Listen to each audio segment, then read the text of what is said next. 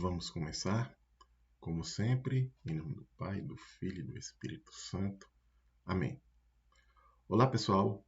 Sejam muito bem-vindos ao curso de Tópicos de Física, onde vamos continuar o conteúdo de Física Geral 1.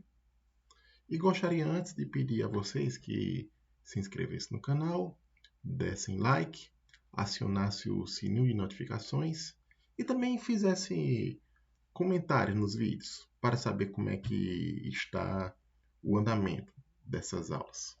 Ok? Pois bem, nós vamos começar a partir de hoje estudar dinâmica de uma partícula. Então, do que se trata isso? Vamos estudar um movimento sob uma nova perspectiva. Nós vamos agora identificar os agentes físicos responsáveis pelo movimento de uma partícula. Mas antes, eu gostaria de fazer uma breve revisão de tudo o que nós estudamos até agora. Nós estudamos a cinemática da partícula.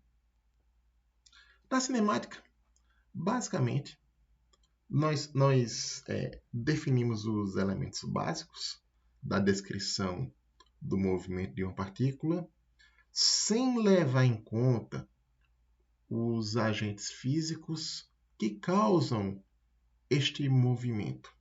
Então, como é que se dá esse estudo, o estudo cinemático do movimento? Então, basicamente, a gente tem o quê? O espaço tridimensional euclidiano. O espaço onde a partícula está pode ser representado matematicamente como sendo um espaço euclidiano tridimensional. E nós tomamos nesse espaço um sistema de referência. Aí eu tenho aqui um sistema de referência, né? Então, todo o movimento que eu descrevi aqui, eu vou tratar deste movimento em relação a esta referência. Aí, nesta referência, a gente tem um certo ponto aqui, um ponto O. Que esse ponto é a origem do sistema de referência.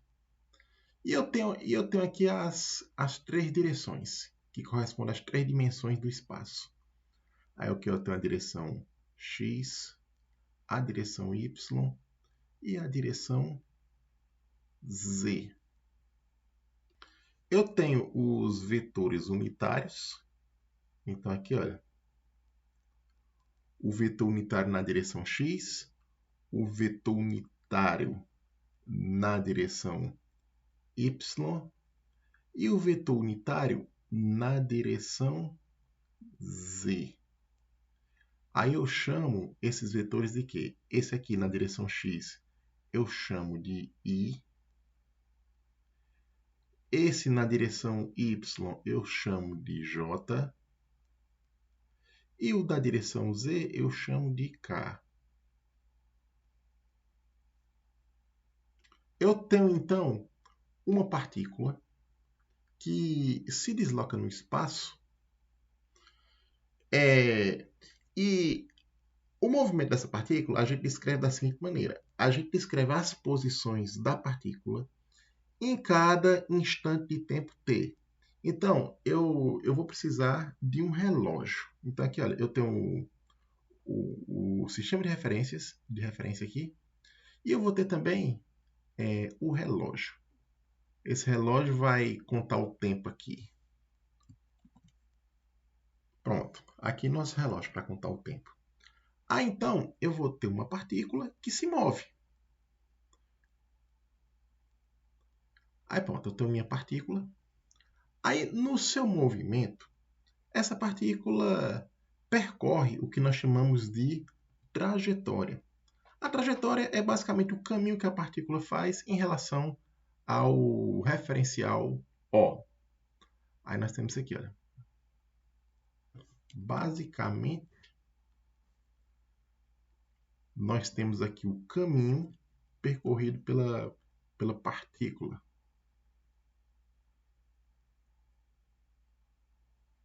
Pronto. Aí o que é que vai acontecer aqui? Cada ponto dessa trajetória eu tenho uma posição associada. Eu tenho uma posição, né? E num determinado instante, à medida que o tempo vai passando. Aí eu defino aqui, olha, em cada ponto, o vetor posição, que é um vetor que sai da origem e vai até o ponto onde a partícula está. Aí eu tenho isso aqui, olha. A posição da partícula. Aí aqui, por exemplo, isso aqui é a posição que eu vou chamar de R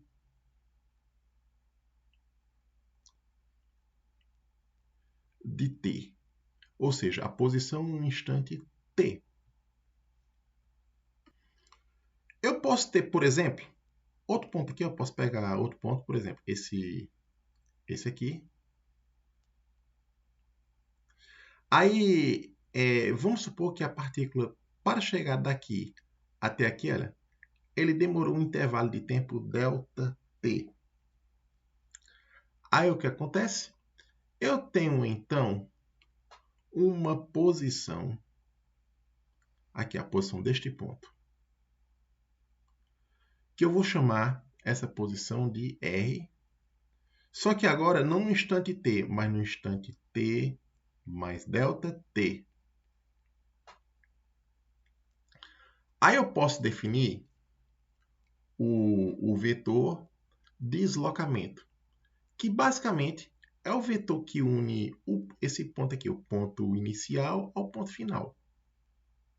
Aqui, olha, o vetor deslocamento, esse vetor aqui, olha.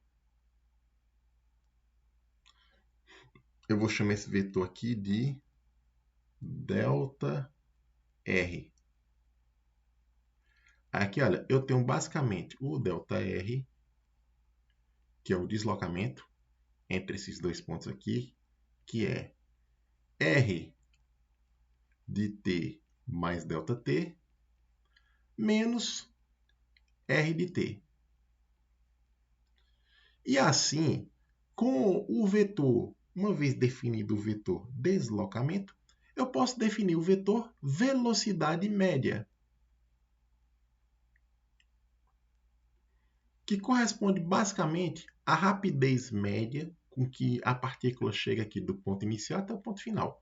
Porque aqui, olha, a partícula ela pode, por exemplo, ela ir daqui para cá com rapidez constante, ou pode, por exemplo, ir mais rápido aqui no começo e mais lento no final, ou mais lento no começo e mais rápido aqui no final, ou então parar aqui em algum ponto e retornar e depois ir de novo, e assim vai.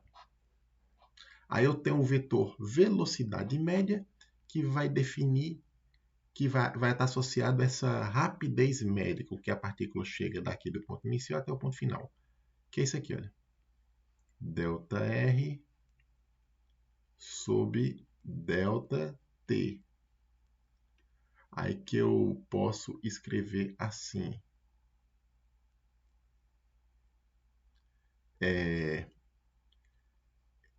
Aqui, olha. Fica R de t mais ΔT menos R dt. Dividido por ΔT. Pronto. Aí o que é que a gente pode fazer? Nós podemos considerar esse ΔT tão pequeno quanto a gente queira. Então, imagina que o ΔT inicialmente, sei lá, seja 10 segundos. Mas eu posso tornar esse ΔT cada vez menor. Eu posso considerar, por exemplo, 1 segundo, 1/10 de segundo, 1/100 de segundo, 1 milésimo de segundo, 1 milionésimo de segundo, 1 bilionésimo de segundo, 1 bilionésimo do bilionésimo do bilionésimo de segundo. E assim vai. Eu posso considerar o ΔT tão pequeno quanto eu queira. Aí, nesse limite em que ΔT é muito pequeno, esse ΔT se transforma num intervalo de tempo infinitesimal. Aí aqui, olha, no limite em que o ΔT é muito pequeno, o que vai acontecer? O ΔT ele vai para dt. Esse dt é o que nós chamamos de intervalo de tempo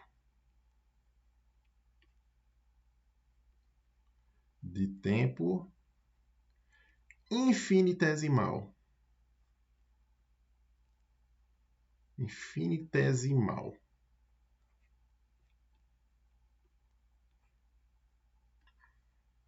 Aqui, olha, o ΔR ele vai para um dr, que é, isso aqui é o quê? É o deslocamento infinitesimal.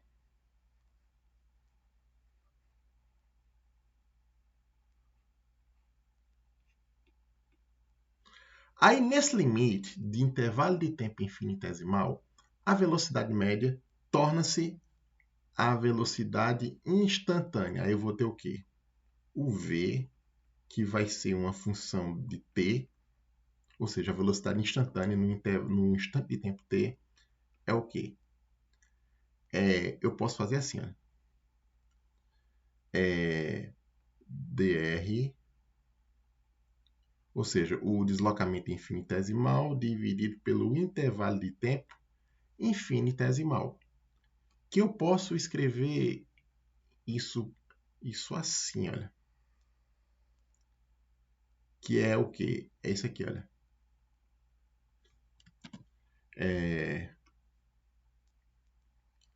R de t mais ΔT menos R de t dividido por ΔT.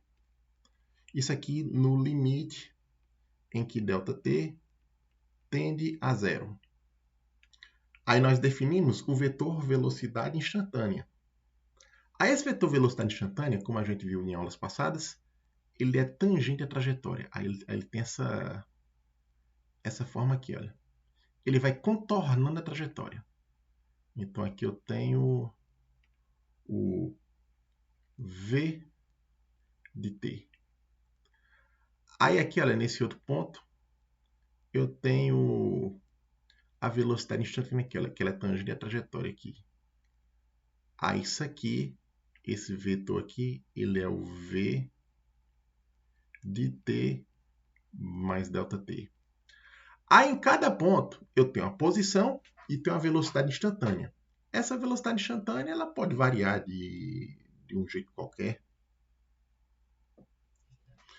Aí o que acontece? Se a velocidade instantânea varia, então significa que existe uma outra grandeza que nós chamamos de aceleração. Então nós definimos aqui, olha, eu vou já colocar a aceleração instantânea, mas para conceituar a aceleração instantânea, a gente faz o mesmo procedimento aqui. A gente define a aceleração média e depois faz o limite para intervalo de tempo infinitesimal. Aí eu tenho a aceleração instantânea, ou seja, aceleração no instante de tempo t, que é assim, que é basicamente a variação de velocidade que ocorre no intervalo de tempo infinitesimal. Isso aqui é a aceleração instantânea. O que mais que a gente viu? Aqui, por exemplo, a velocidade instantânea da partícula ele é um vetor.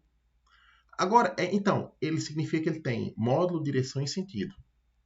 Agora, a gente tem um caso particular importante do vetor velocidade, que se o vetor velocidade ele não varia em direção, a trajetória da partícula é uma reta. Aí nós temos o caso particular do movimento retilíneo. Então aqui, se v de t não varia em direção, o movimento é retilíneo. A gente viu isso. E a gente estudou os casos particulares, onde nos movimentos, primeiro, no caso que a velocidade é constante como um todo, e o outro caso em que a aceleração é constante. O movimento retilíneo com velocidade constante e o movimento retilíneo com aceleração constante. Pois bem, isso é um resumão do que nós estudamos. Agora sim, vamos para realmente o assunto de hoje. Como eu falei no início da aula, nós vamos tratar da dinâmica de partículas. E o conceito fundamental para tratar de dinâmica de partículas é este aqui, olha. Precisamos falar disto. De força. O que é uma força? A força, eu poderia dizer aqui para vocês, que é o agente físico fundamental que causa o movimento. Então, se eu faço a análise clássica do movimento, eu preciso, primeiramente, quando eu pego uma partícula, identificar suas forças. Para tratar melhor essa questão de força, vamos voltar aqui um pouco ao nosso senso comum. Quando nós escutamos essa palavra, força, do que ela se trata? Pois bem, basicamente a gente associa força com algum esforço físico. Imagine que a gente faça um esforço físico qualquer, então isso vai estar associado à força. Por exemplo, imagina que eu vou levantar uma caixa do chão, uma caixa pesada. Então, imagina que eu coloco um referencial no chão. Então, tem um referencial lá, né? Então, eu vou analisar a situação da caixa em relação ao referencial que está no chão. Aí, antes dessa caixa ser levantada, ela está em repouso. Aí eu vou lá, eu chego, boto minhas mãos na caixa e eu levanto ela para cima. Então, o que acontece quando eu levanto a caixa? Eu tirei ela do repouso. Pela minha ação de ir lá levantar a caixa, ela saiu do repouso. Seu estado de movimento foi alterado. Então, ela saiu, por exemplo, do repouso para um estado de movimento para cima. Na linguagem física, eu digo aqui para vocês que para levantar a caixa, eu coloquei uma força sobre ela, uma força para cima. Então aqui, pessoal, olha, imagina aqui que isso aqui é o chão, o solo. Aí eu vou colocar aqui a caixa. Então, o que acontece aqui? Eu tenho a caixa que está inicialmente em repouso. Aí eu coloco aqui, olha, eu faço a ação de levantar ela. Aí, fisicamente, isso significa que eu aplico a ela uma força, no caso, para cima aqui, olha. Aí o que acontece quando eu aplico essa força para cima? A caixa é levantada. Então aqui, olha, quando eu coloco a força aqui, a caixa ela é levantada. Pode acontecer também, ao invés de eu levantar a caixa, eu empurrar ou puxar a caixa aqui. Eu coloque força no sentido horizontal. Eu tenho essa outra caixa aqui, olha. Eu posso, por exemplo, puxar ela aqui horizontalmente. Ela inicialmente em repouso. E eu chego, puxo ela. Aí eu tenho a ação de uma força assim. Ou posso fazer, puxar para cá, para o lado esquerdo aqui. Ou posso puxar de forma inclinada. Inclinada assim, inclinada aqui, ó, para o nordeste ou para o sudeste. Ou nos outros sentidos possíveis aqui. Olha aqui, olha. Eu tenho isso aqui também. Olha. Eu puxando aqui para trás. Eu posso também empurrar para frente. Puxar para trás. Ou pode acontecer ainda, por exemplo, a caixa, eu empurrar a caixa, ela se arrastar no chão, né? E ela ir parando. Nesse caso, a superfície, ela coloca uma força para trás, uma força de frenamento da caixa. Que depois a gente vai conhecer essa força por força de atrito. A gente tem também, olha, esse caso aqui ó, que eu posso colocar a força assim.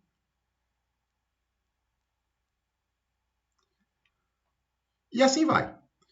E não só isso. Eu posso colocar num objeto várias forças. Posso brincar, por exemplo, pega duas pessoas, pega uma caixa, né? Aí uma pessoa empurra para trás e outra para frente. Aí vai brincar de quem é mais forte. Aí você pode também, se você suspender a caixa no ar, né? E soltar ela vai descer até chegar no chão. Aí o que é que causa a descida dessa caixa ao chão? Existe uma força chamada força gravitacional, que é devido ao planeta Terra. Então, o planeta exerce em todos os corpos ao redor da sua superfície uma força que puxa para baixo, chamada de força gravitacional. E quando o objeto ele colide com a superfície, a superfície faz uma força perpendicular à própria superfície que impede o objeto de cair, que a gente chama força normal da superfície. Depois a gente vai ver com mais detalhes como funciona essa força. Então, em geral, o que nós podemos fazer? Nós podemos pegar aqui, olha, um objeto. Imagina aqui, olha, que eu tenha esse objeto aqui, olha. E posso colocar nele várias forças. Então aqui, olha, eu tenho, por exemplo, posso ter uma força para cima.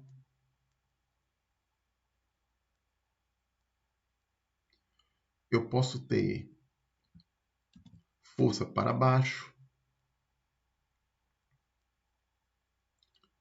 Eu posso ter aqui, olha, forças horizontais.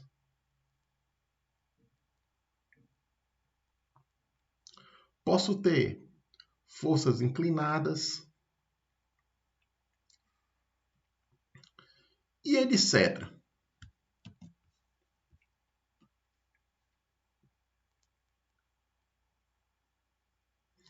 Uma coisa muito importante é o papel que essas forças exercem em conjunto. Então, o que acontece, por exemplo, se eu tenho uma caixa em repouso no chão e eu coloco essas várias forças, uma para cima, outra para baixo, uma inclinada para frente, para trás, em vários sentidos diferentes e com várias intensidades e várias direções. Bem, o resultado da aplicação de várias forças num corpo vai fazer parte da primeira observação experimental que eu vou colocar aqui, da força, da grandeza chamada força. Então aqui, olha, observações experimentais sobre a força atuante numa partícula. Então aqui, pessoal, vamos considerar um certo referencial. Imagina aqui, que eu tenha um certo referencial. Aí eu vou colocar os eixos aqui, x, y e z, a origem do referencial. E em algum lugar do espaço aqui, eu tenho uma partícula. Essa partícula, ela está sujeita a várias forças. Vamos considerar isto. Então, o que é que vai acontecer aqui? Então, aqui, olha.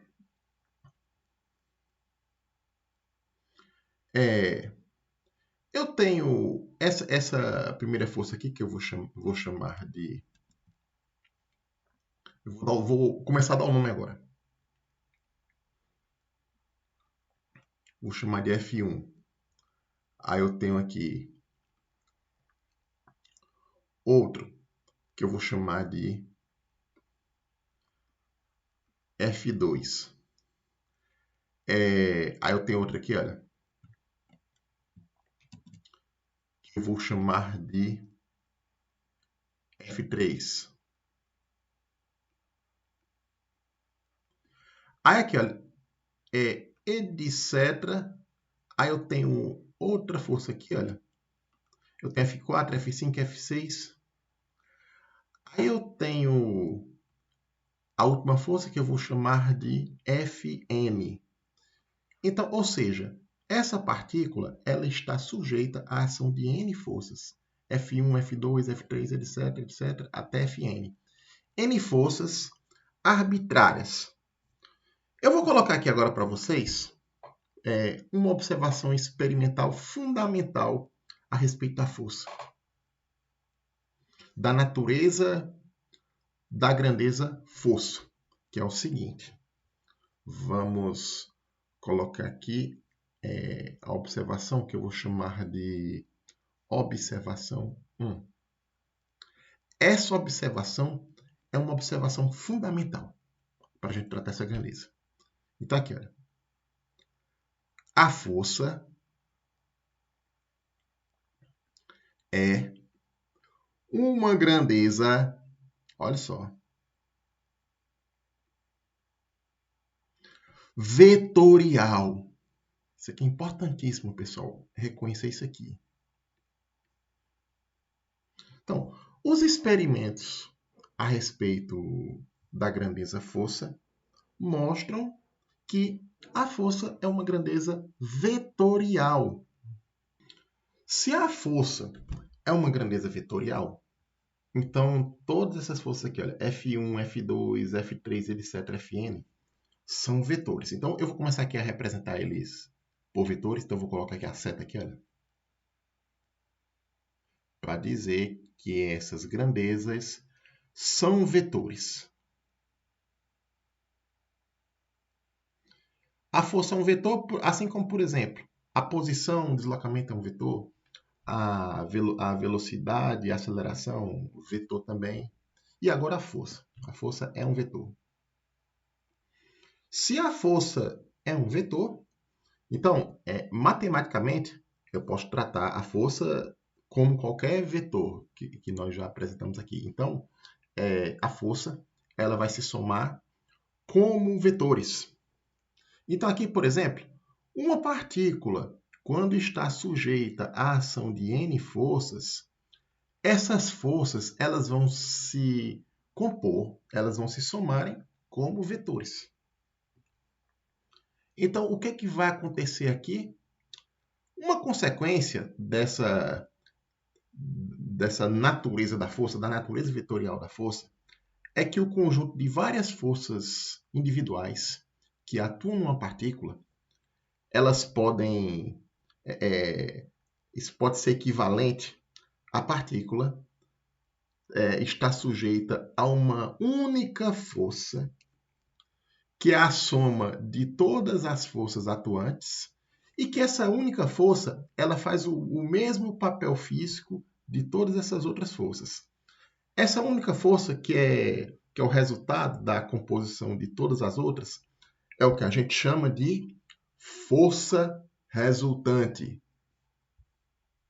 Então, pessoal, isso aqui, olha, isto é equivalente, olha só, Aí eu vou pegar aqui a mesma partícula. E no lugar de todas essas forças, F1, F2, F3, etc., até Fn, eu vou colocar uma única força que nós chamaremos de força resultante. Então aqui eu tenho uma força aqui, F, que vou chamar de F. Esse F, nós daremos o nome de força resultante. E essa força resultante, ela é, na verdade, o quê? A soma de todas as forças individuais que atuam na partícula. F1 mais F2 mais F3 mais etc. É Fm. Mais uma informação importante, pessoal, é a questão da unidade de força. No sistema internacional,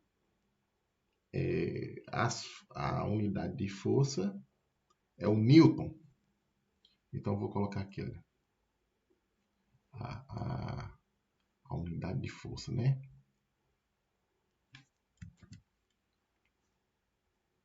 Tá aqui, olha. Unidade de força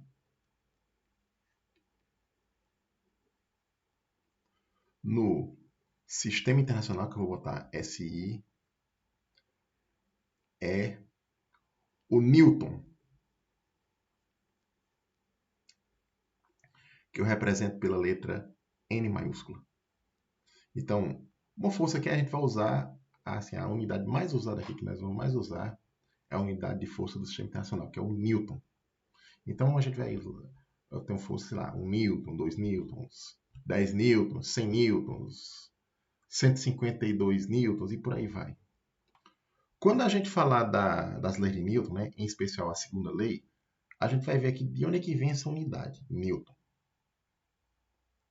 Vamos aqui colocar alguns exemplos para fixar aqui essa primeira observação a respeito da grandeza força, o fato de que a força é uma grandeza vetorial. O exemplo 1, pessoal, para a gente fixar esse conceito de força resultante. Então, aqui, uma partícula está sujeita às forças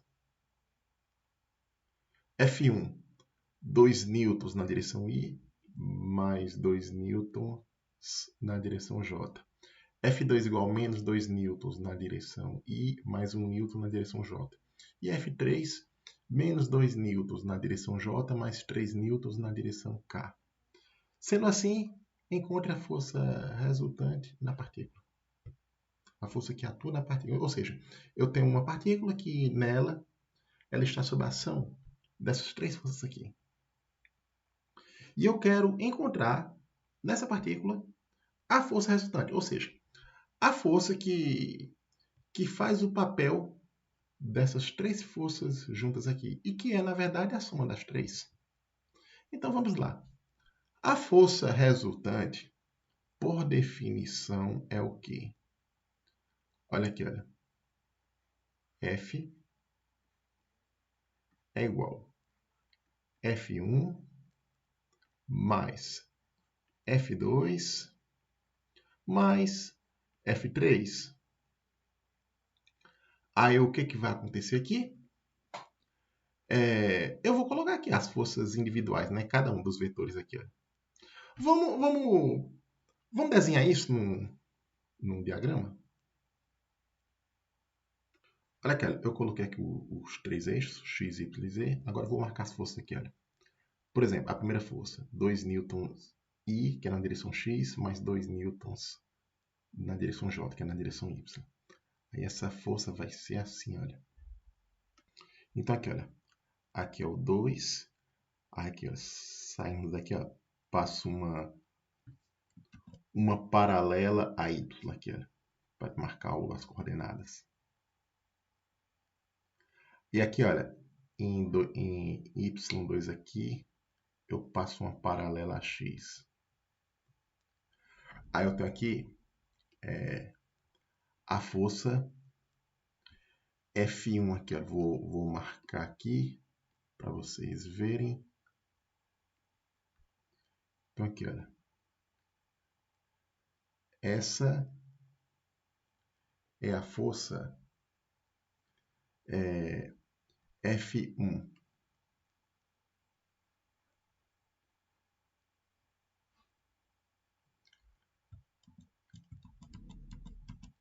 F1, deixa eu colocar aqui, olha.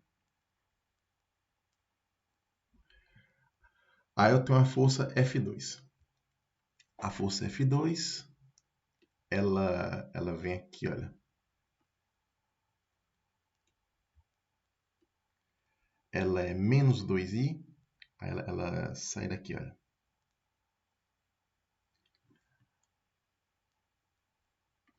Então aqui, olha, olha, a parte negativa do x é aqui, olha. Sai do menos 2.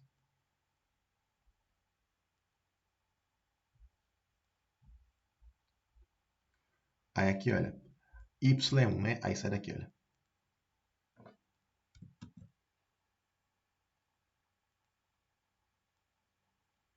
Pronto. Aí a força é isso aqui, olha.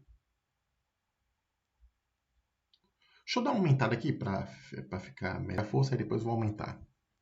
Aí aqui, olha. A força vai ser esta aqui, olha.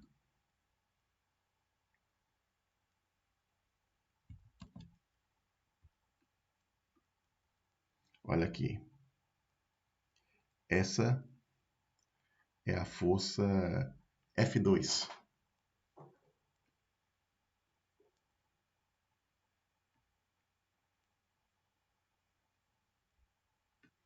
Olha aqui, olha. A força F3, eu tenho aqui a componente Y e a componente Z. Aí aqui, a componente menos 2 é aqui, né? Aí eu venho aqui, olha. Eu passo uma paralela ao eixo Z, porque eu vou somar com uma componente Z aqui. Aí eu tenho, em Z é 3 aqui, ó. Aí eu saio daqui, ó, 1, 2, 3. Aí eu passo uma paralela a Y. Pronto. Aí aqui no cruzamento aqui é a força resultante aqui, ó. Aí a força... Aliás, força resultante não, a força é F3. Aí o que acontece aqui? A força vai ser esta. O F3. Pronto. Eis aqui a força F3. Então, F1, F2 e F3. Aí eu vou somar vetorialmente essas forças F3. F1 e F2, elas estão no plano XY, né, que ela só tem componentes X e Y, né? E a força F3 ela tem componente Z. Então ela sai fora do plano XY. Na verdade, ela está no plano YZ. Esse plano aqui. Aí como é que a gente vai fazer graficamente a soma dessas forças? Pela regra geométrica da soma de vetores, pela regra do paralelogramo. Aí depois eu vou fazer aqui analiticamente. Eu vou copiar essa figura aqui para o outro lado aqui para dar uma limpada na figura para ficar melhor de ver como é que vai ser a soma. Então aqui, olha, eu vou copiar aqui a mesma figura. Só que eu vou dar uma limpada aqui para ficar mais fácil da gente fazer a soma. Eu vou tirar, por exemplo, esses traços aqui, olha.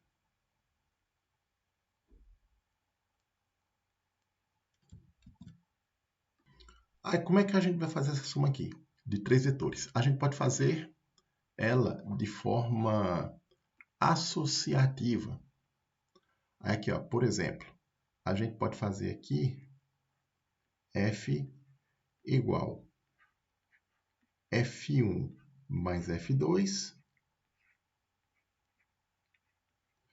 para depois fazer a soma com F3. Aí como é que eu faço então? Primeiro eu faço a soma de F1 com F2. Aí eu posso fazer assim, olha. Eu passo uma paralela a F2 e passo uma paralela a F1. Aí no ponto de intercepção dessas paralelas eu ligo o vetor que será a soma de F1 com F2. Aí eu vou fazer assim, olha. Aqui eu passo uma paralela a F2. Agora eu passo uma paralela a F1, saindo aqui da extremidade de F2 aqui, olha. Pronto.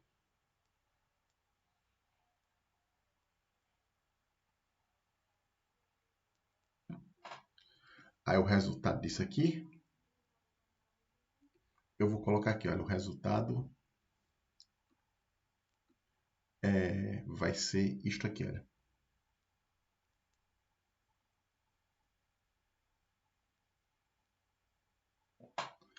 Aí isso aqui, essa linha verde aqui, olha, é F1 mais F2. Eu vou colocar aqui, olha.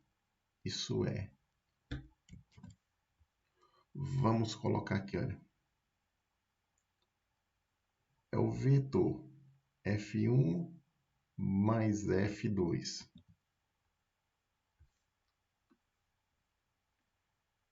Vai ficar assim. F1 mais F2.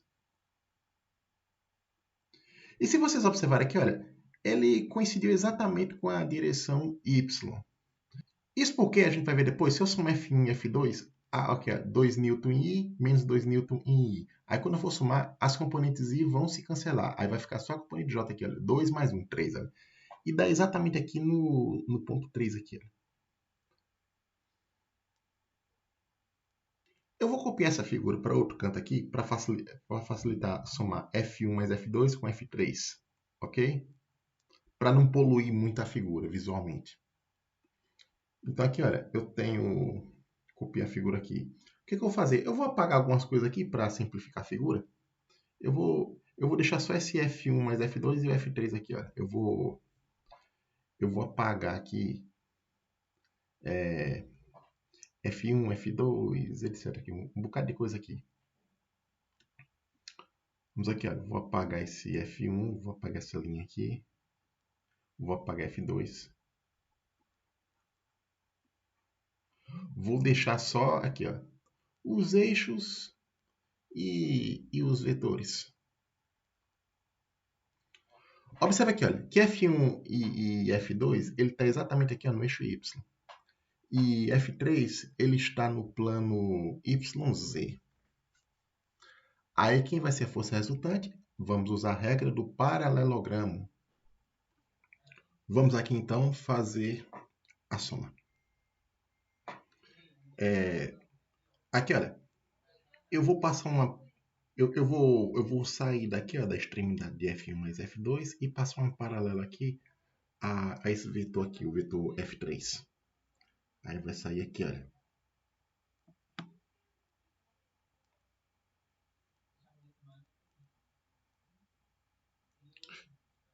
Pronto, aqui. E agora, eu passo, saindo de F3, eu passo uma paralela a F1 mais F2. Aí eu tenho isto aqui, olha.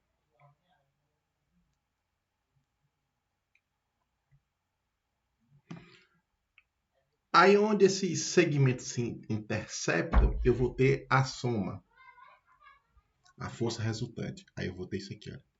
A minha força resultante é, então, esta aqui.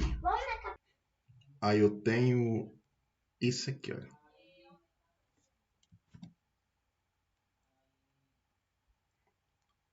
A soma das três forças.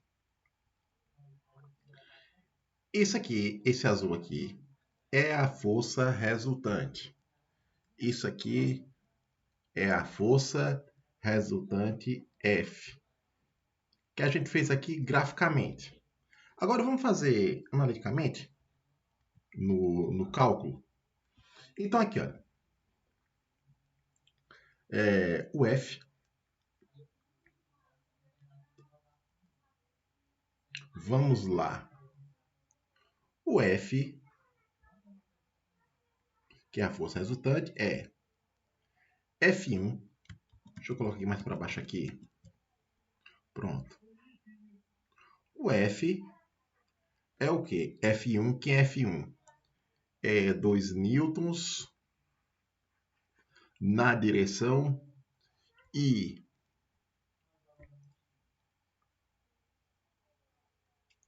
Mais 2 newtons na direção J.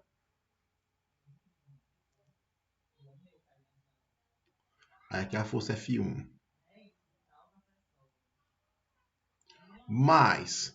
Aí eu vou colocar aqui as forças F2 e F3. Aqui, olha, coloquei a força F2, a força F3 aqui. Aí eu vou fazer a soma. Aí a soma, a gente faz simplesmente as respectivas componentes. Então aqui, por exemplo, na direção I eu tenho 2 newtons aqui menos 2 newtons. Então aqui, 2 newtons mais menos 2 newtons. Isso aqui na direção I. Mais as componentes J. Aqui, 2 newtons, 1 newton e menos 2 newtons. Aí aqui eu tenho 2 newtons mais 1 newton. Aí aqui mais menos 2 newtons. Isso aqui na direção J. E tem aqui a componente K, né? Só tem essa componente K aqui, olha. Mais 3 newtons na direção K. Aí o resultado dessa operação aqui é, olha, 2 com menos 2, 0. Aí aqui, olha, 2 mais 1, 3. 3 com menos 2 dá 1. E 3 aqui, ponto. Então dá 1 newton na direção J mais 3 newtons na direção K. Então aqui, olha, a força resultante F na partícula é igual ao quê? Aqui, olha, 3 newtons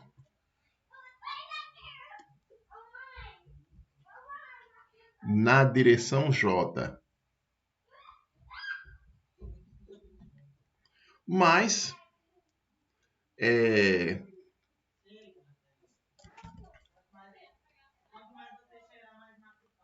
3 newtons na direção K. Pronto.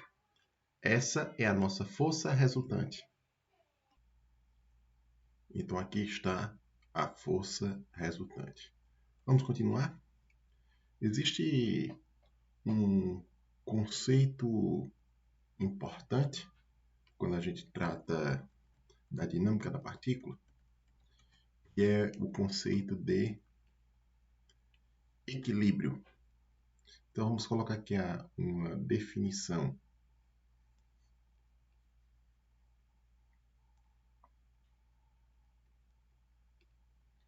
Então nós temos aqui o que é equilíbrio.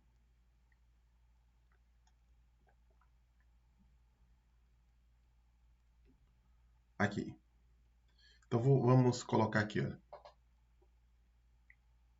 Dizemos que uma partícula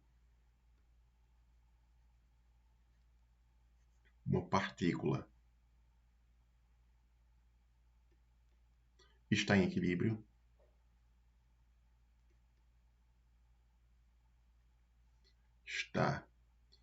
equilíbrio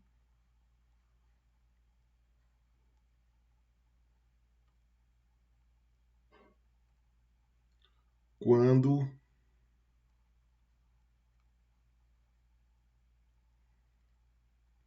sua força resultante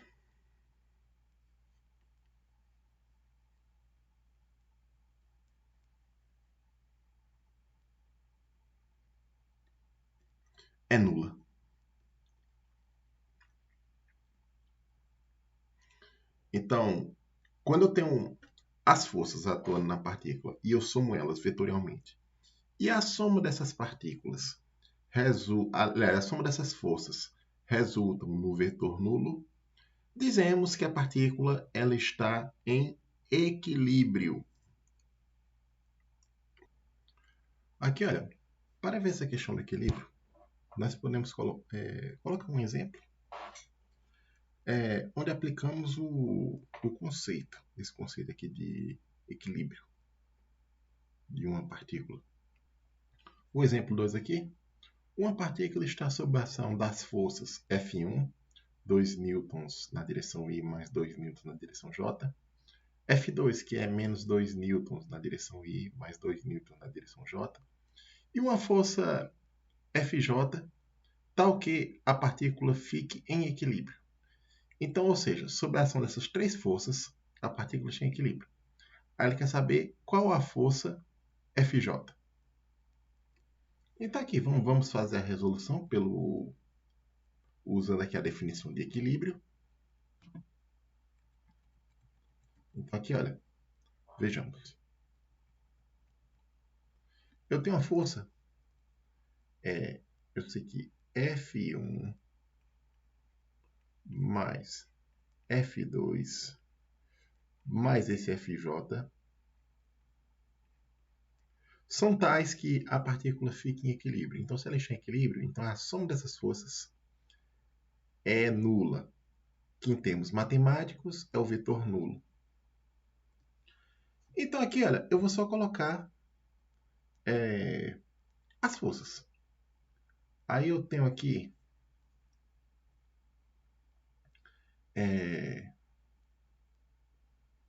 F1 é o quê? Vamos lá. Eu tenho 2 newtons na direção I. Aí aqui eu tenho mais 2 newtons na direção J. Aí aqui. E não tem nenhum componente K. Aí vamos para a segunda força, F2, mais. F2 é menos 2 newtons na direção I, mais 2 newtons na direção J.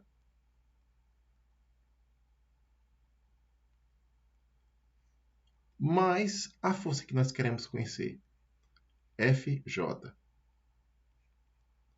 Isso é igual o vetor nulo.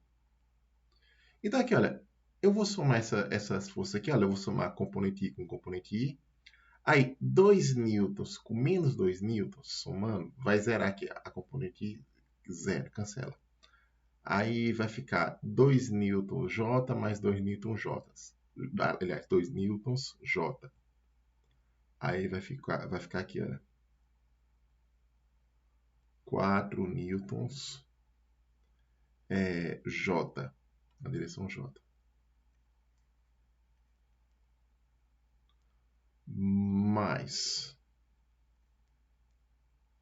a força FJ, isso é igual ao vetor nulo. Aqui, então, para encontrar o FJ, é uma equaçãozinha do primeiro grau, a variáveis vetoriais. Aí, então, aqui, olha, isso aqui vai ficar FJ é igual aqui o vetor nulo. Aí, isso aqui vai para o outro lado, menos. Aí, vai ficar aqui, olha, menos 4 newtons na direção J. Como o vetor nulo é elemento neutro, então menos 4 newtons J mais vetor nulo é o menos 4 newtons na direção J. Então, aqui, olha, a força, o FJ, é igual a menos 4 newtons na direção J. A gente pode fazer a representação gráfica dessas forças na partícula aqui, olha. Por exemplo, aqui, olha, eu vou colocar aqui a partícula.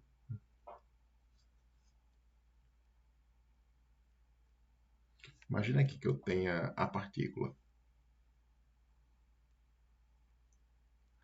Aí eu tenho eu vou colocar aqui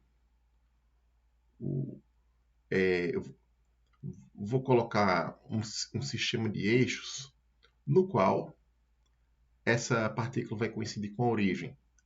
Aí eu posso fazer isso aqui, olha.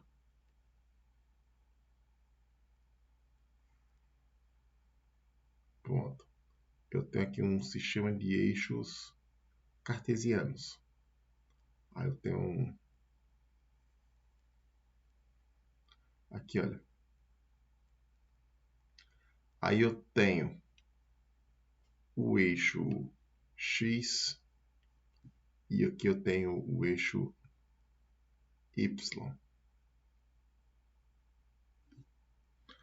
Aí eu vou marcar aqui, olha, os eixos. Cada pedaço desse aqui é uma unidade. Aqui eu vou marcar aqui também no eixo Y. Pronto, agora vamos marcar aqui as forças. Aí aqui, olha. A primeira força é 2 newtons na direção I, mais 2 newtons na direção J. Aí vai ser assim, olha. Aqui o 2, aqui, olha. Deixa eu colocar aqui 2 e 2. Aqui, menos 2. Aí como é que vai ser aqui?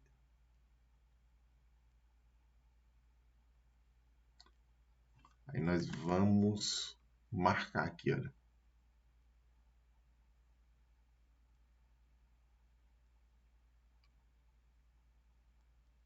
Dois e 2. Aí eu tenho esse ponto aqui. Aí eu defino aqui, olha, o vetor F1.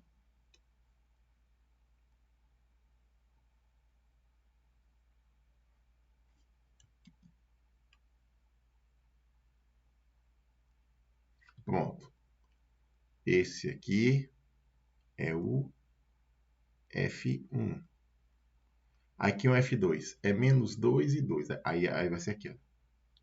Aí nós vamos marcar aqui.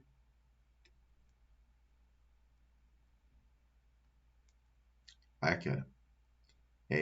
Corresponde ao ponto menos 2 e 2.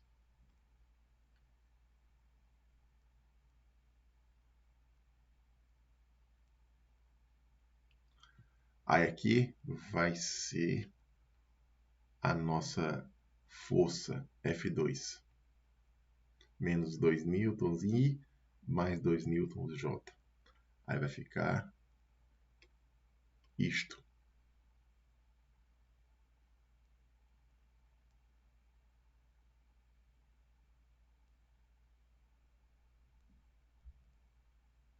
Pronto. E quem é F? Aqui, olha. O FJ corresponde a 4 unidades negativa, né? Menos 4 newtons na direção J. Então aqui, olha. Menos 1, menos 2, menos 3, menos 4. Aí vai ser aqui. Vou marcar aqui, olha.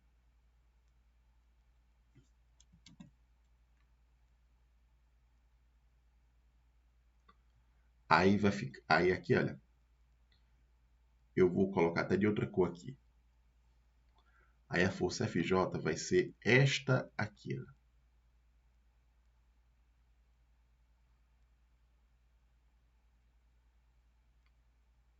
Pronto. Aí eu tenho a força FJ. Então, aqui, olha. A partícula, sob a ação dessas três forças, ela se mantém em equilíbrio. Quando eu somo essas duas forças aqui, olha, deixa eu colocar aqui F2, esqueci de colocar F2. Quando eu somo F1 e F2, o que vai acontecer? As componentes x se cancelam e fica aqui uma componente y. Aí o que acontece? Aí eu tenho uma força para cima e uma força para baixo. O resultado, as forças se anulam. E assim a partícula fica em equilíbrio. Tudo isso aqui que nós estamos falando aqui, isso faz parte da primeira observação experimental a respeito da força, que a força é uma grandeza vetorial. Essas observações experimentais que eu vou colocar aqui, elas serão fundamentais para a gente, mais adiante, nós enunciarmos as leis fundamentais do movimento da partícula, que são as leis de Newton, leis que relacionam a força resultante na partícula com o movimento que essas forças produzirão. E aqui, olha, nós vamos colocar aqui a segunda observação experimental a respeito da força.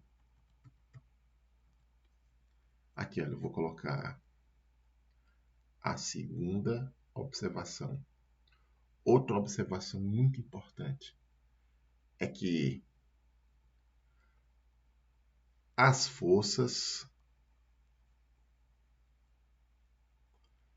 atuantes numa partícula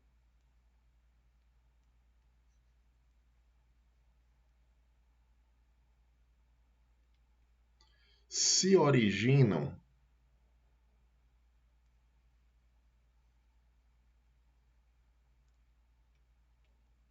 da interação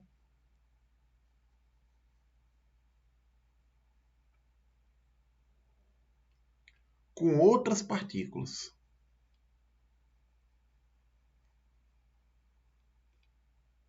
Com outras partículas. E o que isso quer dizer? Isso quer dizer o seguinte: se nós temos as forças atuantes numa partícula, essas forças elas vêm de outras partículas. Uma partícula ela não faz uma força sobre si mesma. Isso por quê? Porque não é observado isso. O que é observado é o contrário, que as forças atuantes numa partícula elas vêm de interação com outras partículas. Aí vamos conversar os exemplos. Por exemplo, aquela caixa que a gente colocou no chão, aquela caixa que está em repouso. Naquela situação de repouso, a caixa está em equilíbrio. A força resultante é nula. Aí, de repente, nós vamos lá e levantamos a caixa, né? Então, surgiu uma força na caixa para cima, que levantou ela. Como foi que apareceu essa força? Essa força apareceu da interação da caixa com um agente externo. Na verdade, o agente externo é formado por outras partículas. Aí, esse agente externo é que faz a força na caixa. Ou então, por exemplo, quando a caixa é puxada ou empurrada. A caixa não se puxa nem se empurra sozinha. Alguém tem que ir lá e fazer isso. Então, a força que aparece na caixa quando ela é puxada ou empurrada vem de um agente externo. Aí, outro exemplo. Um objeto, vou pegar aqui uma partícula que cai sob a ação da gravidade.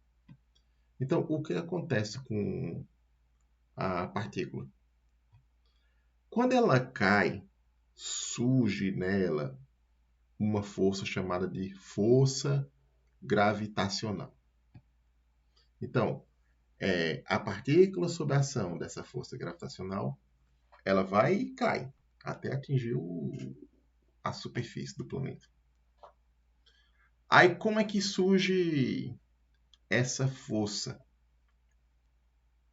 Essa força gravitacional surge através de um efeito chamado de campo gravitacional.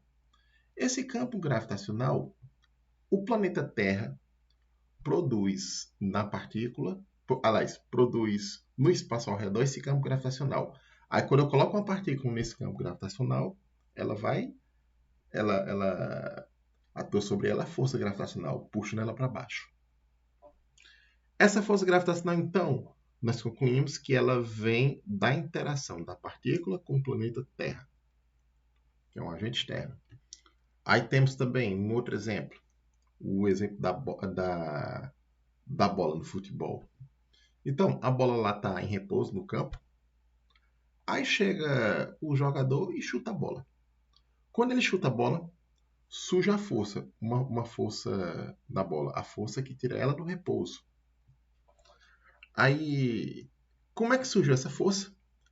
Surgiu da interação da bola com o agente externo, que é o jogador de futebol. Coisa semelhante acontece na partida de sinuca. Então, temos a bola de sinuca lá em repouso, na mesa de sinuca. Aí, o que tira a bola do repouso?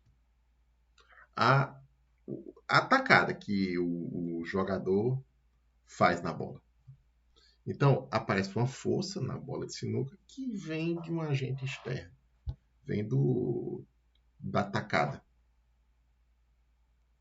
Então, resumindo aqui a história. Todas as forças que surgem numa partícula, né? Ela vem de interação com agentes externos. Que esses agentes externos, na verdade, se resumem a outras partículas. Aí aqui, no estudo do movimento de uma partícula ou de mais partículas, um exercício importante que a gente tem que fazer é identificar quais são as interações presentes em uma partícula, para poder reconhecer todas as forças que atuam sobre esta partícula. Sem esse exercício de inicialmente identificar todas as interações na partícula para se identificar todas as forças, é impossível fazer o estudo do seu movimento. Aí depois que a gente faz isso, identificar as interações da partícula com as demais ao seu redor, aí nós aplicaremos as leis do movimento da partícula, as leis clássicas do movimento da partícula, para assim entender como a partícula se movimenta. Aí que leis são essas? São as leis de Newton, que nós vamos ver mais adiante, na próxima aula. Para completar a aula de hoje, eu tenho que falar de dois conceitos que estão relacionados um com o outro. É isso aqui, olha. Inércia e massa inercial.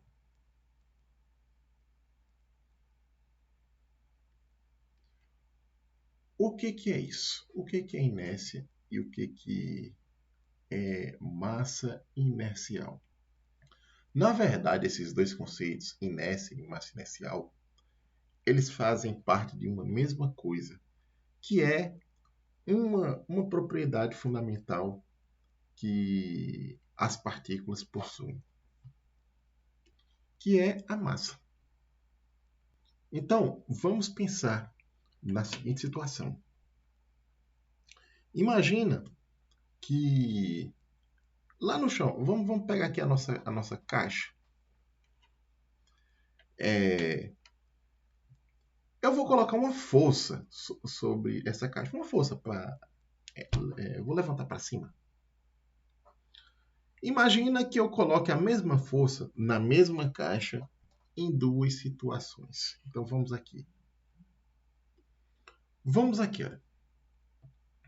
Pessoal, imaginem que eu tenho aqui dois objetos. Aí eu vou levantar eles com a mesma força. Eu vou usar a mesma força. Aqui, olha. Imagine que eu tenha essa força aqui, que eu vou uma força de aqui, olha, 10 newtons na direção J. E eu vou aqui usar a mesma força para suspender essa outra caixa, esse outro bloco aqui, olha. Aqui é uma caixa vazia de papelão, imagina que seja isso aí. E aqui um bloco de chumbo maciço. Aí eu vou colocar a mesma força nesses dois objetos aqui. Então aqui, olha. A mesma força. Então eu vou colocar aqui uma força de 10 newtons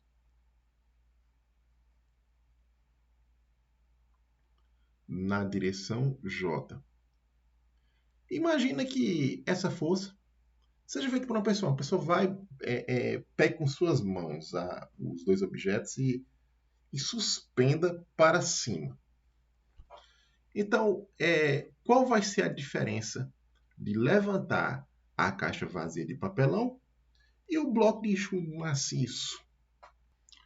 A diferença é que será mais difícil para a pessoa suspender o bloco de chumbo. Porque se eu for usar a linguagem popular, né, na linguagem coloquial, a gente diz que esse bloco de chumbo é mais pesado. Porém, numa linguagem mais precisa, numa linguagem física, que envolve mais precisão, a gente diz que esse bloco de chumbo ele tem mais inércia e, consequentemente, maior massa inercial. Então aqui, olha, eu aplico a mesma força aqui nos dois objetos, né? Porém, claramente, encontro mais dificuldade em tirar o bloco de chumbo do repouso do que a caixa vazia. A caixa vazia a gente tira fácil, porém o bloco de chumbo é mais difícil por causa de uma propriedade intrínseca que ele tem, que esse objeto tem, que é a inércia. Então, o que acontece aqui? Os dois objetos, eles, antes de terem as forças atuando sobre eles, eles estavam num estado inicial de movimento que era o repouso. Eles estavam em repouso. Aí foi-se colocado a mesma força sobre os dois objetos, a força para cima, que eu coloquei aqui só para fixar a ideia, 10 newtons na direção J. Então, sob a ação dessa força, esse bloco aqui, né, o mais pesado, ele tem uma tendência maior de permanecer em repouso, porque ele estava em repouso. E ele tem uma tendência maior de permanecer em repouso. Quanto mais pesado ele for, maior essa tendência de permanecer em repouso. Na verdade, quanto mais massivo ele for. Outra situação também que a gente pode colocar, apresentar essa dificuldade ou facilidade de mudar o estado de movimento é a seguinte. Imagina que nós temos dois veículos numa pista. Vamos colocar eles com a mesma velocidade. Eu tenho um Fusca e uma carreta carregada. Vamos considerar que os dois veículos eles estejam com velocidades de 80 quilômetros por hora. Aí a gente vai colocar, a gente quer parar eles. Então, para parar eles, né, a gente tem que colocar uma força sobre ele.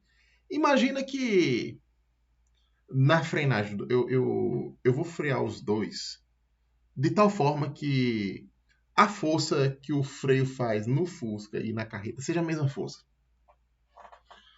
Então, quem que vai parar mais fácil e quem que vai ter mais dificuldade de parar?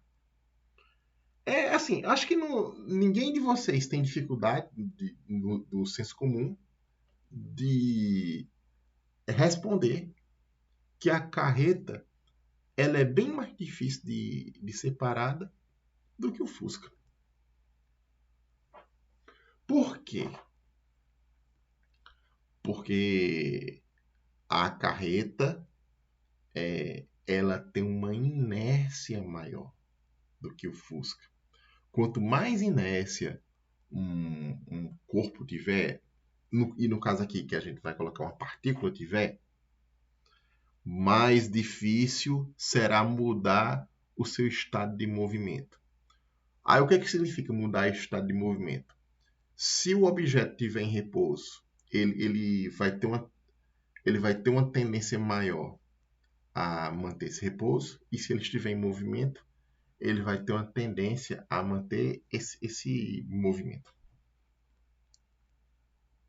Então, aqui, ó, vamos então colocar uma definição, que é a definição de inércia. Inércia e massa inercial. Então, aqui, chamamos de inércia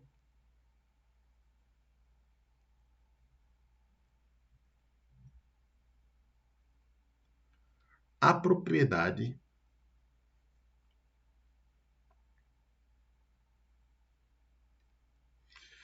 eu vou colocar aqui as partículas. Eu podia botar aqui a propriedade que os corpos têm, que os objetos têm, mas como nós estamos tratando de partículas, eu vou colocar a partícula. Chamamos de inércia a propriedade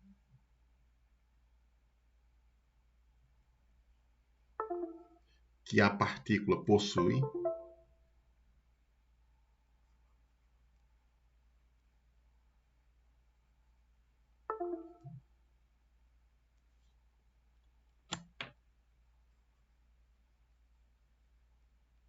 a propriedade que a partícula possui, aqui olha, em resistir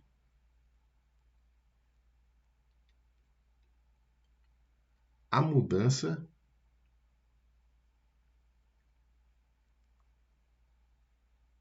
no seu estado de movimento. No seu estado aqui no seu estado de movimento.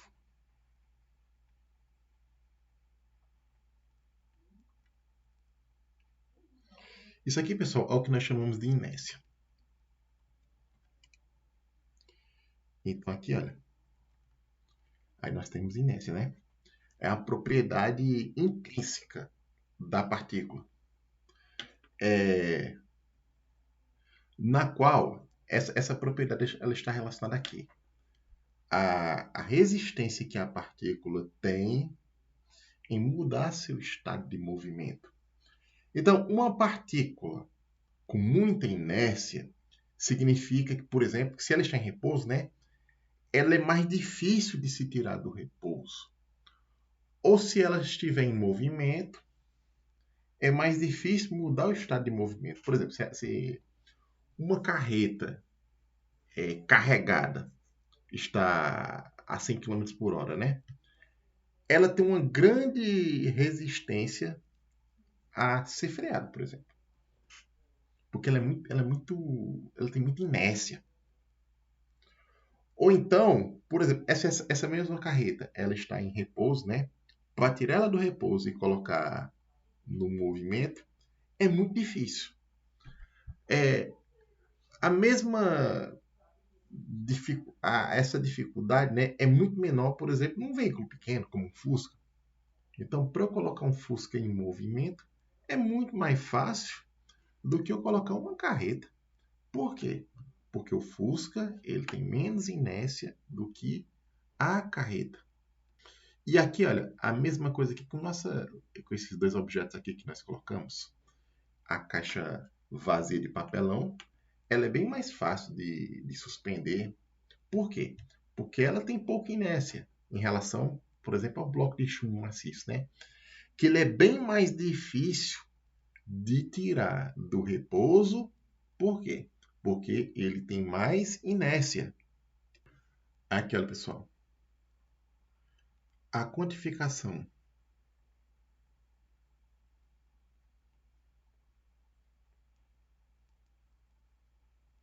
a quantificação da inércia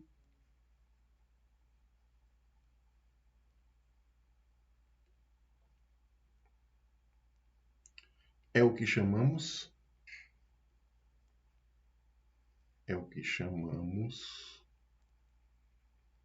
de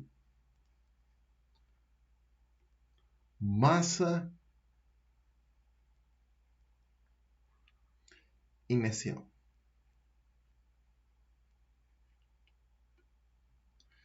Então, o que é que vai acontecer aqui? Cada um desses objetos aqui, ó, por exemplo, a caixa vazia e o bloco de chumbo maciço, cada um dos dois tem uma massa. Essa massa é a quantificação da inércia que cada um possui. Quem é que tem mais inércia? O bloco de chumbo maciço, né? Então significa que ele tem mais massa inercial. Ou simplesmente massa. Então, aqui, olha, por exemplo, a caixa vazia, ela tem aqui uma massa que eu vou chamar de M1. E o bloco de chumbo maciço tem uma massa que eu vou chamar de M2. Aí, como ele tem mais inércia, o bloco de chumbo, né? Então significa o quê? Que M2 é maior do que M1. Então, cada partícula ela tem sua massa. Então, a massa, assim, ela é uma propriedade intrínseca da partícula. Assim como, por exemplo, vocês vão ver depois, quando avançar na física, a carga elétrica, por exemplo. A carga elétrica ela é uma propriedade intrínseca da partícula. Aí, essas outras grandezas que a gente viu. Força não é uma grandeza intrínseca da partícula. A força é uma grandeza que surge ocasionalmente, atuando na partícula, quando ela está em interação com outras partículas. Mas a massa não. A massa é independente da situação da partícula, do estado de movimento com que interage, ela vai ter sempre aquela massa. Aí qual a unidade de massa? Então, pessoal, se nós estivermos no sistema internacional, a unidade de massa é o quilograma. Então, aqui, olha,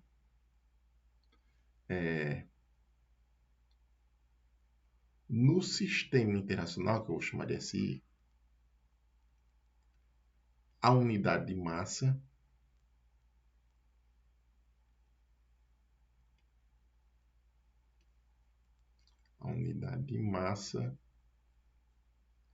é o quilograma.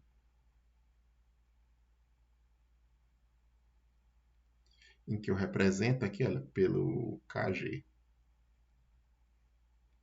Ok? Então, aqui, olha, resumindo aqui, olha, resumindo, dependendo da massa aqui dos objetos, né? Aí, esses dois objetos, eles vão ter respostas diferentes para a atuação da mesma força. Então, imagina que, sei lá, por exemplo, eu coloco uma força de 1 newton em dois objetos, na mesma direção e sentido. A mesma força, a força idêntica dos dois objetos. Né? Só que, por exemplo, um dos objetos pesa 1 kg e o outro 10 kg. Então, esses dois objetos, as duas partículas, né, elas vão responder de forma diferente à atuação da mesma força. A partícula de maior massa, ela vai ter mais dificuldade de sair do seu estado de movimento. Enquanto a outra partícula, que tem menos massa, né, ela vai ter uma facilidade maior de mudar seu estado de movimento, devido à solicitação da mesma força. Ok, pessoal? Então, eu vou terminar por aqui e na próxima aula continuamos.